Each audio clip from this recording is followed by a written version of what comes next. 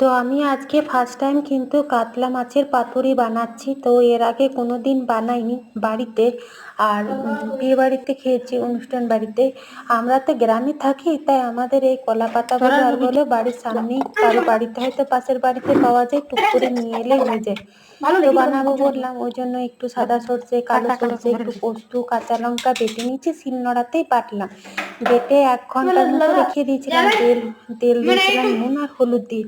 তারপরে কলা পাতাটা যেহেতু সেঁকে নিয়েছিলাম ভালো করে, তারপরে ভালো করে মুড়লাম, সুতো দিয়ে বাঁধলাম। আর এই ননস্টিক এই তাওয়াটা নিয়েছিলাম অনেক দিন আগে। তো এই তাওয়াটা সেইভাবে আর ব্যবহার করা হয়নি। তো আজকে ভাবলাম এই পাতুরিটা করবো, যখন ফার্স্ট টাইম করছি, তাহলে এই পাতুরিটা দিয়ে উদ্বোধন করি। আমাদের নিম্নবিত্ত সংসারে এই ননস্টিকের তাওয়া বলো, কড়াই বলো, মিক্সি বলো, এগুলো খুব শখের জিনিস।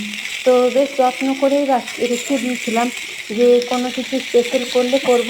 আর বড় মেয়েটা খুব উৎসাহী হয়ে বলছে, মা আজকে কিন্তু তুমি তাওয়াটা ব্যবহার করবে না? বলি হ্যাঁ করব।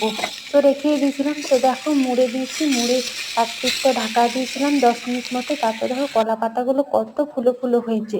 তো আর আমি মেয়ের পরীক্ষা চলছে, খেতেও টাইম পাইনি, মেয়ে চলে গেল। তারপরে আমি ভাবলাম গরম গরম পাতুরি দিয়ে ভাতটা খাই।